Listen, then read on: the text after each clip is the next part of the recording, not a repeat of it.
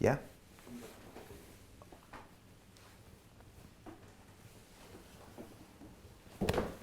Okay, it's Wednesday, which means it's webinar, and I am super excited to have a special guest here in studio.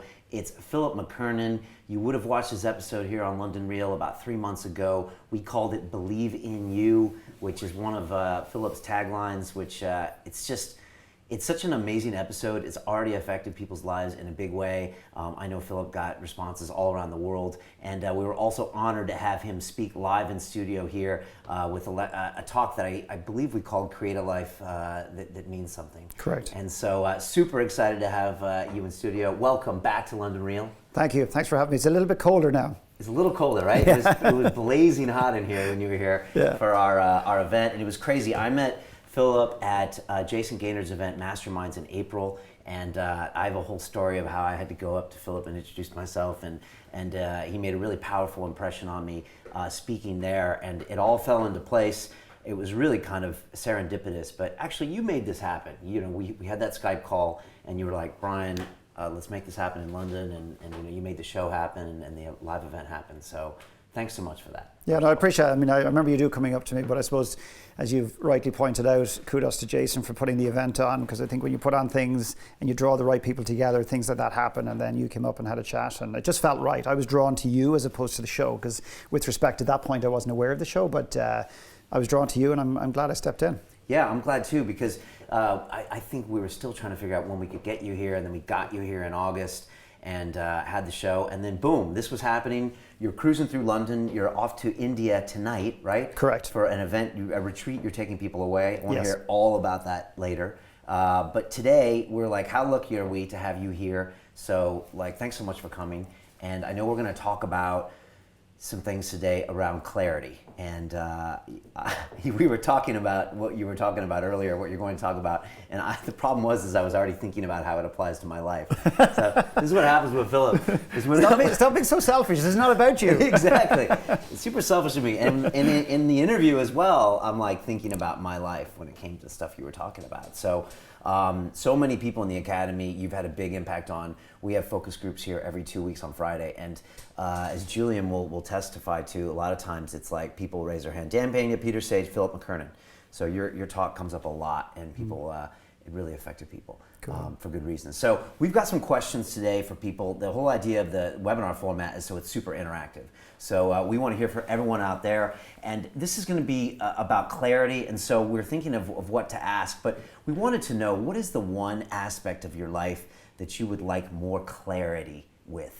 And if you could let us know now, take about 20 seconds and just type that into the comment section. That way, you know, Phil can know and I can know, and we can try to address it. But there's a kind of a corollary to that you want to ask about, right? Yeah, I mean, I think when you ask, like, where in your life are you seeking clarity, you know, I think a lot of people will either jump to it very quickly, or they'll say, geez, where am I not trying to seek clarity on? And they'll know it's professionally, it's personally, it's in my marriage, it's in my business, it's financially, it's whatever.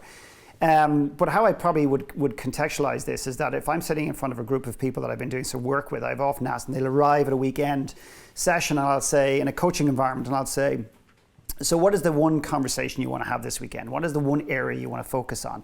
What is the one area of your life that you're seeking clarity with? And inevitably, given a few minutes, like you've given the audience here at the moment, they'll come up with something that is kind of more pressing. But the other question is, I follow that up with, it's kind of an annoying question, but it's annoying for a reason. And that is, what is the one thing, the one conversation you don't want to have today? What's the one area of your life that you don't want to focus on? So while they're pondering, while the audience right now are pondering, what is the area of their life they need, you know, clarity on?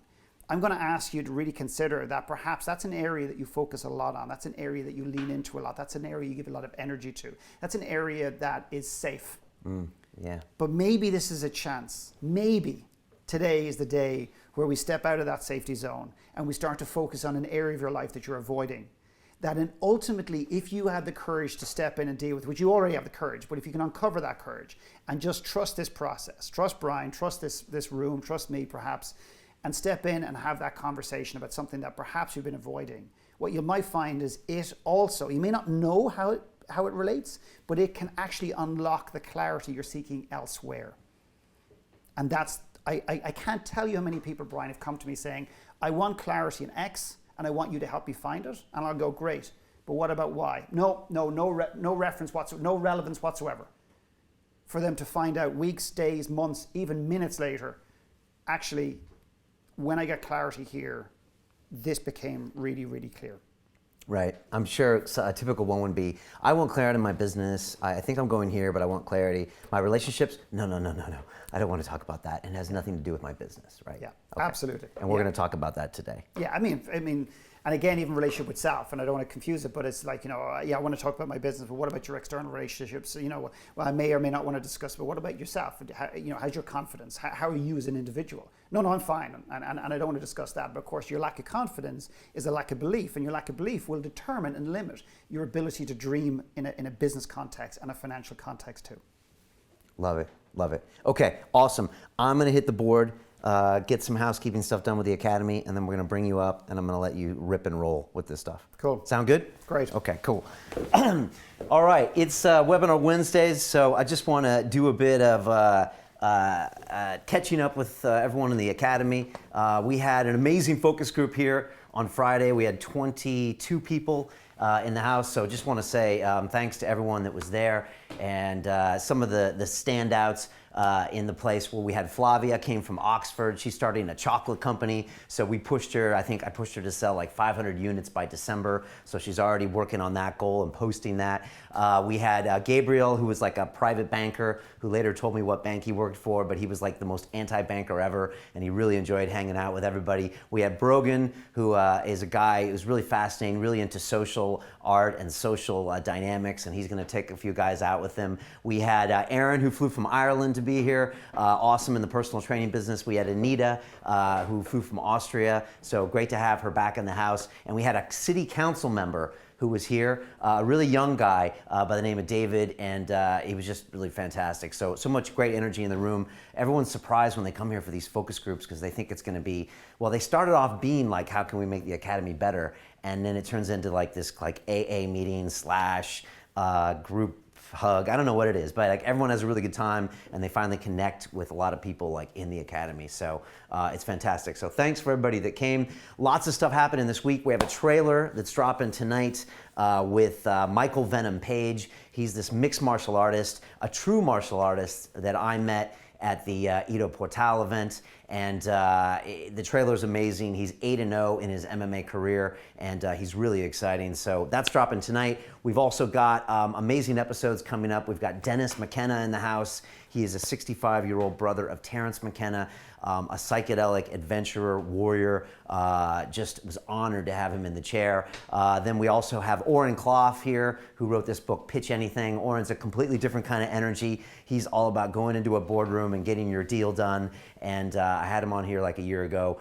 Really incredible guy. He actually speaks at Tony Robbins events, and we had a really good chat with him. He's also a new father at like 43, 44 years old. So it's fascinating. He used to hang out with like the pickup guys in LA, and he's like, Brian, he's like, if there was ever a guy who did not want babies, it was me. He's like, was there ever a guy who did not want to see the baby picture in your Facebook profile? He's like, I was that guy. And he's like, now I am that guy. So it was great to see Oren. He has this combined like ultra capitalist energy with like this ultra, I think he's feeling his spirit out and stuff. So that's a really good episode coming up. And then we have David Graeber, the guy that coined the expression, we are the 99%. So he was the guy that started the Occupy Wall Street movement. Fascinating guy. And then to close it all off, we had Chase Jarvis in the house 2 weeks ago. He is known across the world for his photography, his video that he does for major brands, but he also does a live show that really inspired me 4 years ago when I started London Real. Really good to have Chase here, and he really went out of his way. He was speaking at a Virgin Entrepreneur Conference and came over and talked to me. So awesome stuff there. I was super excited. I want to give a couple t-shirts away to the Academy. Julian is here, our head of strategy. So it's all kicking off. It's just jumping in right here. Every week we give 2 t-shirts away to the Academy members that have shined the most. And our community manager, Noura Naker, she is the queen bee, I called her the queen bee the other day, that decides who has just contributed the most, helped the most people, and between her and Julian, they collaborate and conspire to get the goods. So what's the story this week? First one is Kieran Glennon for hosting the Melbourne meetup. Melbourne meetup. We got meetups all around the world. We've got Amsterdam December 4th, I believe. We've got them in London every 2 weeks right here in the studio. We had Melbourne. I was the one in San Francisco, Chicago, Toronto, New York City. They always happen. There's an Atlanta one coming. There's an Atlanta coming on board. Yeah, November 18th. I'm thinking about going. I probably won't, but I'm thinking about it. But we're definitely going to go to the Amsterdam one, I think, right? Do it. Yeah. So thank you very much for doing the Melbourne. I hear it's the coolest town ever. We might be buffering right now, so I'm going to keep talking about Melbourne regardless. But he set the meetup, right? Yeah, I think Andy Lee and Tony Mance were definitely there as well. Okay, cool. Oh, Tony Mance was there. So he's Jack the Bear Mance, who's doing Melbourne Real show, which I think he's calling something else. But he's been a huge supporter and a big fan. So congratulations on the shirt. Let us know your size and your color, and we will get you the London Real Academy shirts that you can only get by winning them here or coming to the studio. So that's number one. Number two? Second one is Angel Gersov. So he's the accountability buddy of Rui Pimentel, and he's been really helping him with his goals. So getting him fitter, quitting smoking, and also giving up alcohol as well. Wow, okay, big stuff. You know, everyone in the Academy has an accountability buddy. It's somewhere around the world. Funny enough, it's almost better sometimes when they're in a completely different city than you are. And they just keep you on track. Some of our members have these elaborate rituals and Google documents and like twice a day Skype calls, and they really stay on each other. We're gonna have more stories about that. Gabriel, the banker, has some really hardcore guy, and they track every half hour of their day, and he's like, I'm getting up at 5 in the morning now just to try to prove to him that I'm serious about my training. Anyways, it's amazing what the accountability partners are doing. Noura just posted something on the private Facebook group, and it has a whole pool of like 25 people that are looking for accountability buddies. So if you want one, talk to Noura, she'll hook you up. But thank you so much for that help, accountability-wise. Keep those stories coming. Definitely. Cool? Yep. Okay. It's all good. Luis is running some handy cam stuff here, and so we're trying some new things out in the studio. I just want to quickly go to the rules. Oh, by the way, we meet at Shortage Grind after the focus groups in here every Friday, so you're always welcome to come to that as an Academy member. We had Rue in there, the Crazy Dutchman with it's the Shredded Brainiac podcast. He's a guy with glasses who's also completely shredded. He's like a personal trainer / genius. It's a great brand. So Rui was there. Kat was there. Mike LaRock, old Academy member. Patty. So great to see everyone. We had this really great group of people there. And I did this video, Phil, like the next day. And I walked into the Shortage Grind, and there was this guy sitting alone at the end of the like bar / pub. And I thought, oh, is he an Academy member? Well, I'll get him in the group. But he was just sitting there alone. And I just had this feeling like, I remember I used to be alone and like would go to a situation like that. And yet there were like 15 of us, completely diverse people, like hanging out and having this great time of connection. And there was this dude over there alone. And I was just thinking, it was just like a waste, because he was like one step away from this group of people that would have like brought him in and helped him out and pushed him. And yet he just was out of the loop. And so it was just kind of frustrating to me that there was these people out there that are still alone. So there's definitely groups you can find. It's just about finding the right people, and they want you part of the group. So stop being alone. Reach out to people, and whether it's us or someone else. But yeah, you know, definitely do that. That was like the realization I had. So quickly, we're going to go Rules Academy, and then I'm going to bring Philip up here so he can make a big dive. I'm going to start taking notes on what's going on there. The Academy has 5 rules. We actually made these up on the fly on our first webinar, which probably means that they're our core beliefs, because I just threw them out there, but we've used them now ever since the start of the Academy, which is almost 6 months old. And they're very simple. The first rule is, Julian Bales. Respect. Respect. Every interaction on the Academy should come out of respect. I trained martial arts for a very long time in jiu-jitsu, and I always quote Nelson Mandela, who said, you can defeat a man without dishonoring him. So I just want respect at all times in the Academy. So if you're gonna deal with them, do it in a respectful way. That means you can push them. That means you can challenge them. That just means you'll know when it gets disrespectful, and if it does, you gotta go. We got a one-strike, you're out policy. I got a really protective of our clan here. So just keep it respectable, and you'll be good. Rule 2. Vulnerability. Vulnerability. This is when it starts getting interesting. I think I first heard it from Jason Gaynard, who said vulnerability is your greatest commodity.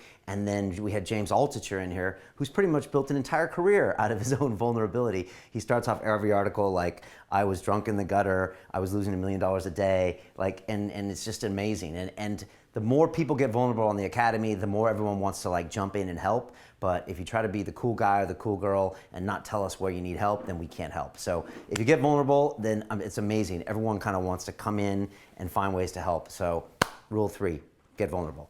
Number 4. Action and accountability. Okay, this is where it starts getting less Berkeley, California, and a little bit hardcore. We like action and accountability. You must try something. It's better than not trying anything. We call it pivoting here in the technology industry in London, which means try something. If it doesn't work, then change it up. Everything we've done here at London Real this year, whether it's the Academy or anything else, is because we went and took a chance.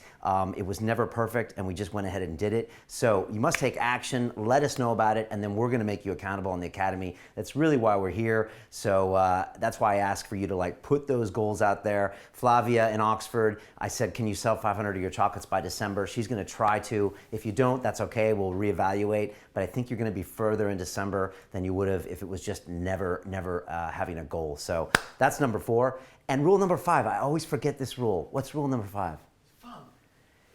Fun.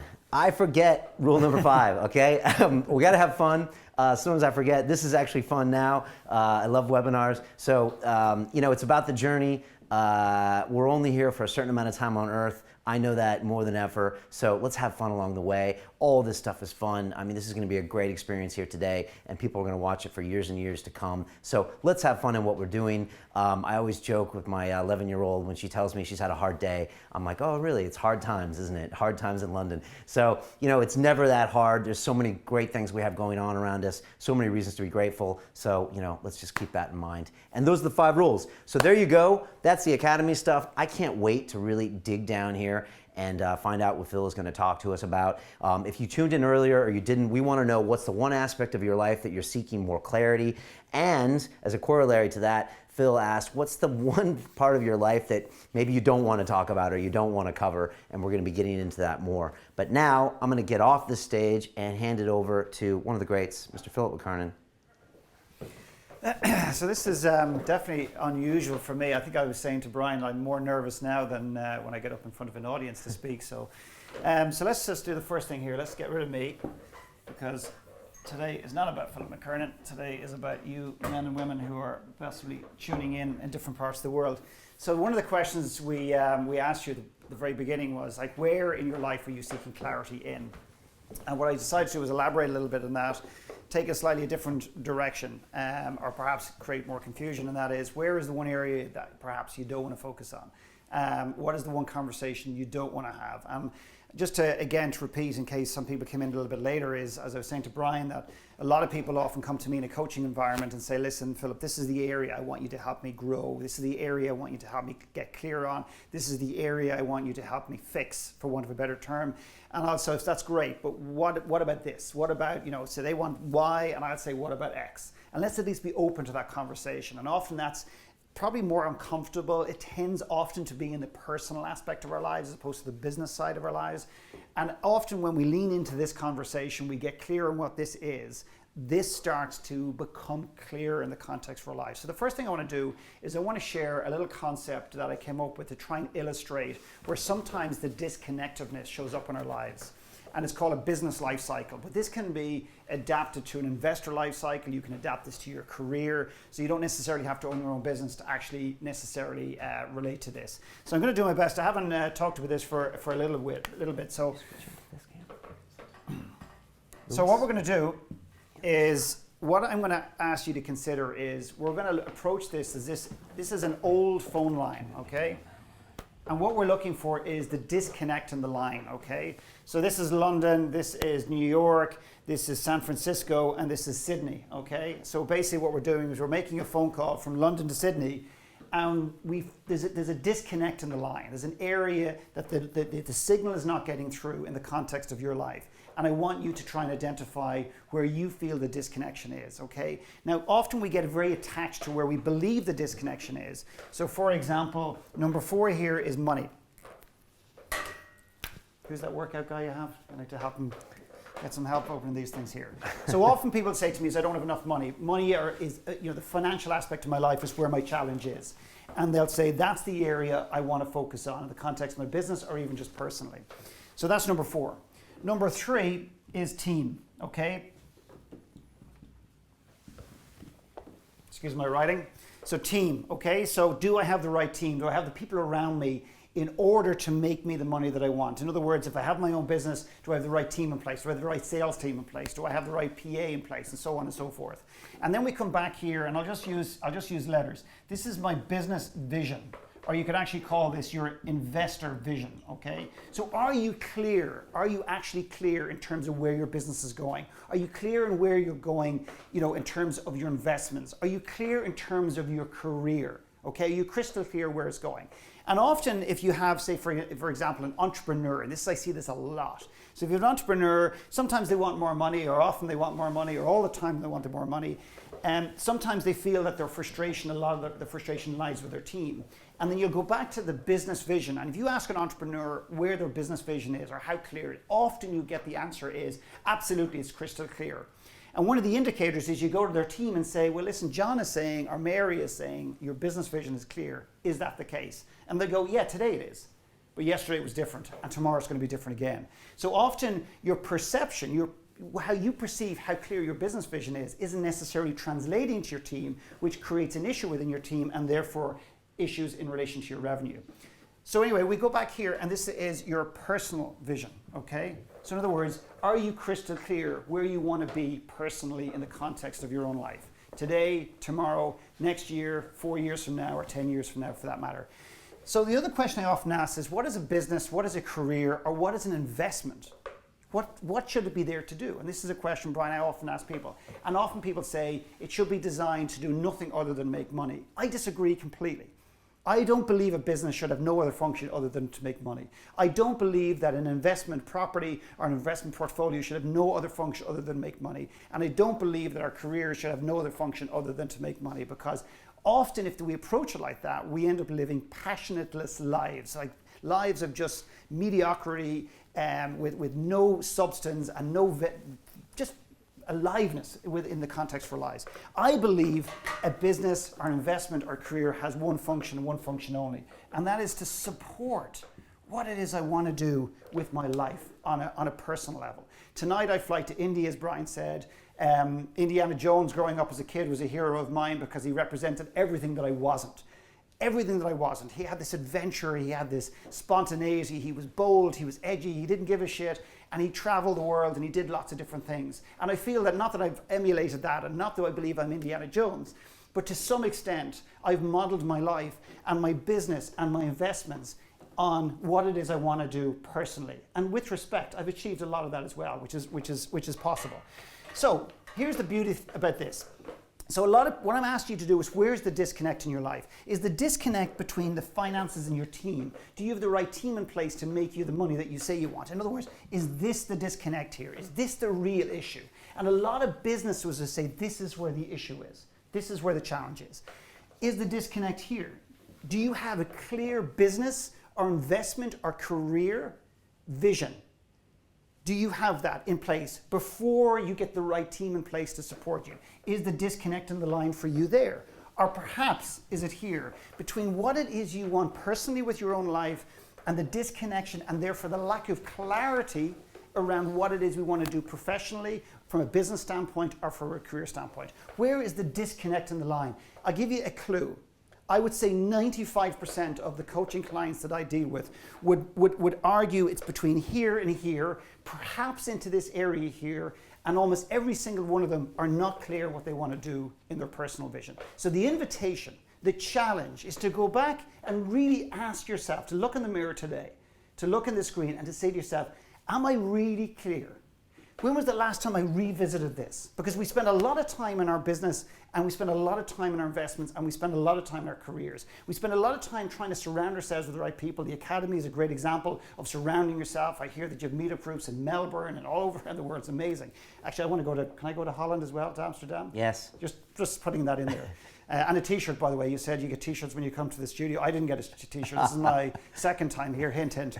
Anyway, so where am I? Back to this. So a lot of people spend time, and a lot of people are consuming themselves with the money. So if I go back here to the personal vision, if we have the courage to step back and get clear on what it is we want personally, how do you think that shows up in our business and our personal, our investment vision?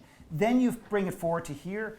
Then it becomes crystal clear that people you need to surround yourself with, because then you know who you need to surround yourself with, and also the people that you've got on your team, are they the right fit? And then you move from here, the team, because when you've got the right team, you're going to make more money. Okay, that's just the way it works. And then finally, of course, that supports what it is you want to do personally. So Brian, that's the first thing I wanted to talk about in terms of just seeing where the disconnect or where the lack of clarity perhaps lies in people's lives. Love this, just amazing stuff. I forgot the passion that Philip brings to them. So, and we will get you that T-shirt. Done. Cool. Definitely. We want to find out where is the disconnect for the people that are listening. So you've just kind of heard Phil explain these different parts, but where is your disconnect if you had to pick one place, right? Absolutely. That's what we want to know. Yeah. So take 30 seconds right now. We'll show you Winston to ponder this. But where do you think your disconnect is in this diagram? Is like kind of 1, 2, 3, 4, right? Yeah. Is it, are you really clear in your personal vision? And often people will their automatic answer is, I know exactly what I want. But really check in. Do you really know what it is you want and who you want to be? Because part of your personal vision is not just what you want in this world, it's who you want to be. Like, who do you want to be in this world? How do you want to show up? And I think that's the thing that people misunderstand is like, personally, I want a house, I want 4 bedrooms, I want a garden, I want a car, I want this, I want that. But actually, to me, it's much deeper, much more substance to that. It's like, how do I want to show up? How do I want to be in the world? What do I want to do with my life? Not just professionally, but on a personal level as well. So is the disconnect here for you, or is it one of these other areas as well? And again, it's a little bit messy. My writing's not great, but I think hopefully you get the point. Okay, great. Take 30 seconds right now and type in, where is your disconnect, to Winston.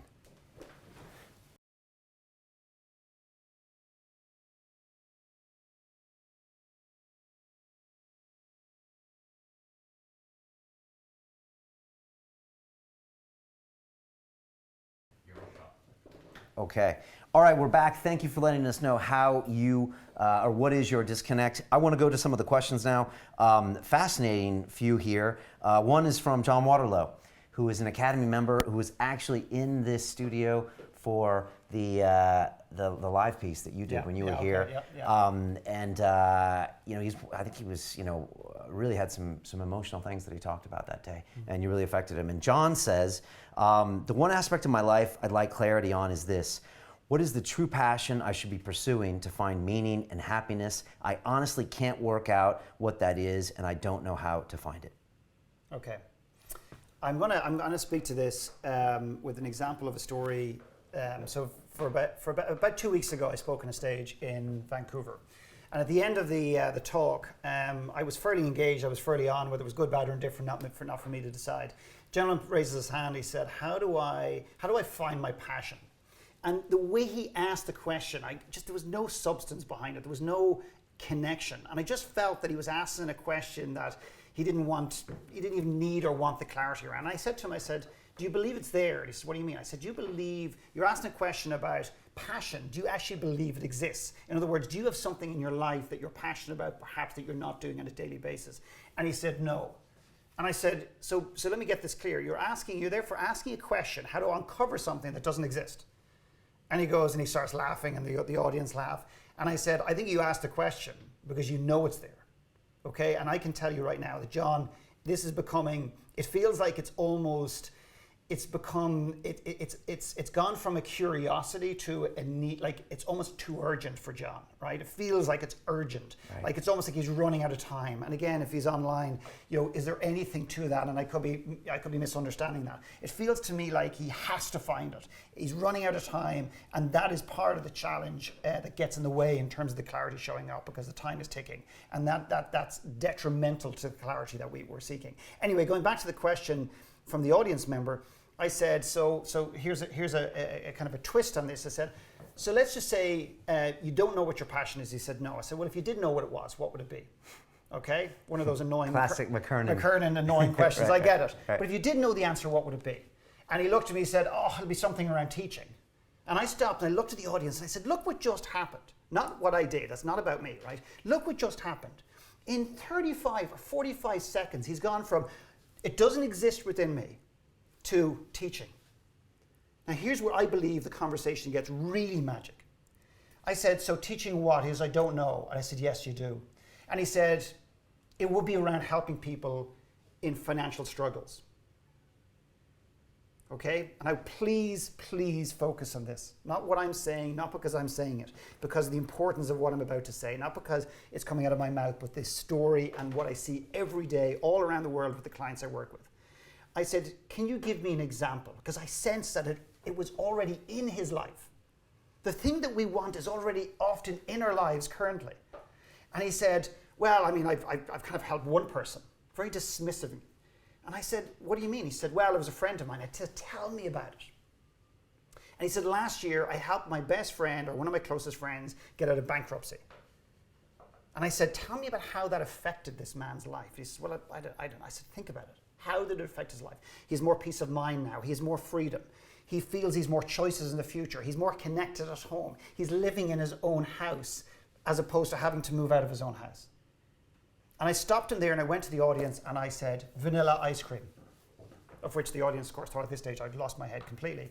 And I said, he's describing as if he went to his best friend and convinced him to go from chocolate ice cream to vanilla. In other words, there was nothing of great substance. Yet he's fundamentally changed this man's life and he doesn't own 1 ounce of the impact and the journey and the work that he's done with them. So if the first 1% can't be owned by the individual, the next 10% is not going to show up. So this man has said, number one, let me just go backtrack. Number one is I don't have a passion. It doesn't exist. Suddenly he does, teaching. Number 2 is teaching what? I don't know. Yes, he does know. And number 3, he's already doing it. He's already doing it, but he doesn't want to see it and he doesn't want to recognize it, which we'll breathe into a little bit later into our next section.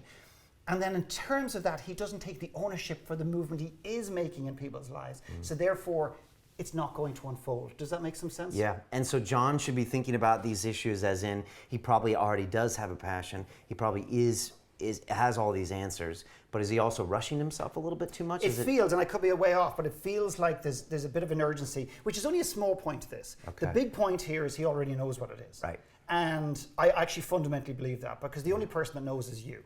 Okay, there's no book in the world, there's no bush out there that a passion is lying under, there's no street light that will shine it and put a big light on it and suddenly discover what your passion is. It lies within and it's often at the very end of your nose or just a half a centimeter above the skin. It is so close to us that we can't see it or we don't want to see it. Okay. All right, just 2 corollaries on that. I'm going to get back to the second point. One was, on the back of that, someone says, what is your purpose or what is my purpose?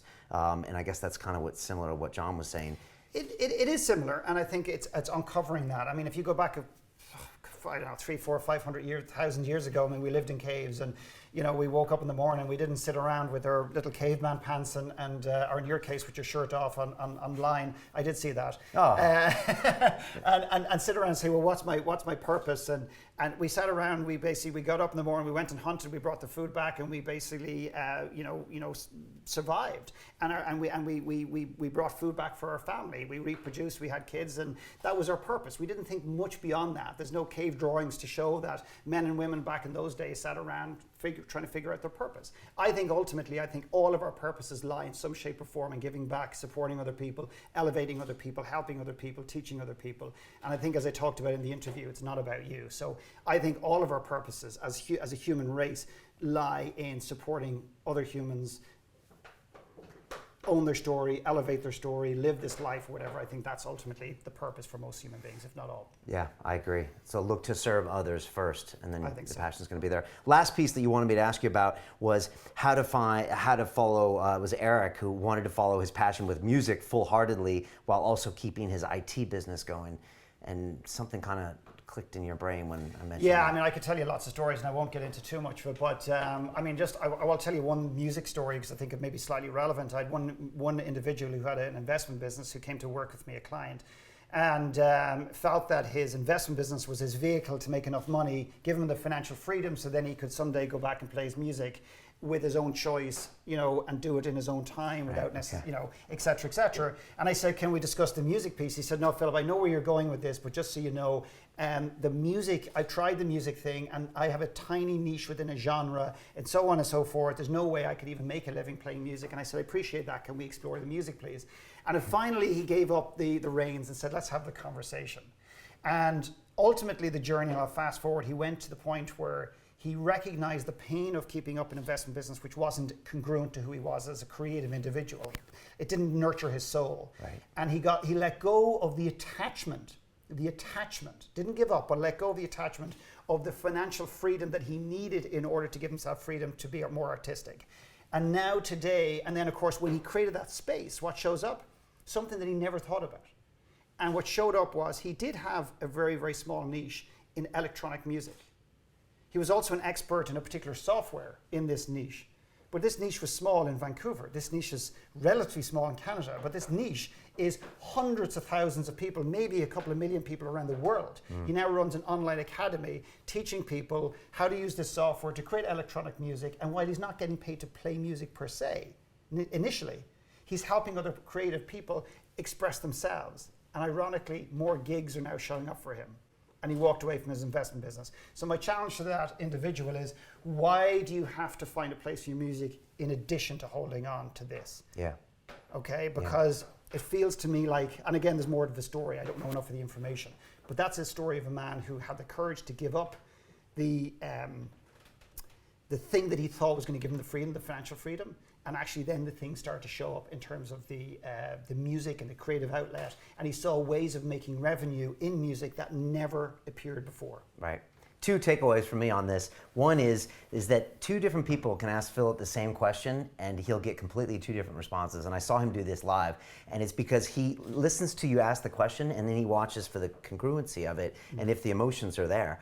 And it's a great tip for me, because sometimes I get people that ask questions and it sounds like a good question, but you know that they don't really want to know the answer, or they're just asking it to ask it. And so I can see what you're doing. Like, you see the way people ask questions and you're like, okay.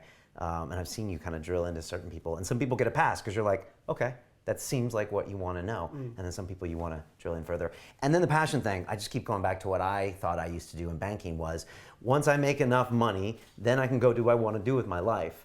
And that's going to end in a crash. Yeah. That living the way, your life that way. Yeah. And hopefully it ends in a crash. Sometimes it doesn't. It ends up in this long-winded, downward cycle which can last 10 or 15 years before you finally hit a wall. And sometimes that just takes too long. And it's unfortunate that we have to wait for a wake-up call in order to make changes in our life, whether it's depression, whether it's a mental breakdown, whether it's emotionally kind of falling apart, or whether it's a sickness or an illness or whatever, or a car crash. Before we, and ironically, just on this, what you'll find is when people have a wake-up call, sometimes it's related to themselves, sometimes their father or their mother passed away and then they wake up.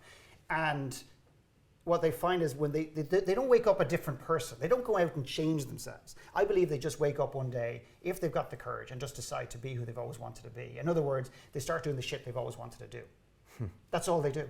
When you follow anyone who has a wake-up call, all they end up doing is doing the things they always wanted to do. And I go back to John, or anybody asks about passion, is that I do believe they know what it is first and foremost, but I think the problem is a lot of people are making it about them. So for example, if it's about impacting the world, well, who am I? Who am I to give back? I mean, there was a group of entrepreneurs asked recently, would they mentor other people on behalf of a client of mine? And 95% of the entrepreneurs said, no, I wouldn't mentor a student. And your automatically assumption would be they're already doing it or they don't have the time. It was nothing to do with that. They didn't actually see how they could give value to somebody else just because they had a successful business. And the reason for that is, at some level, they felt that they didn't deserve the success. They fell into it. They feel like a bit of a fraud, but they didn't see the value. So we're making it about us. Right. Where these individuals and other individuals out there who have a calling, who are destined to impact other people, stop making it about us. I'm not a speaker. I'm not a writer. I can't do a podcast. I can't go live. I can't do what Brian does. I'm sure you had that. Yeah, in the beginning. And maybe still today, I can't do this. I still have it.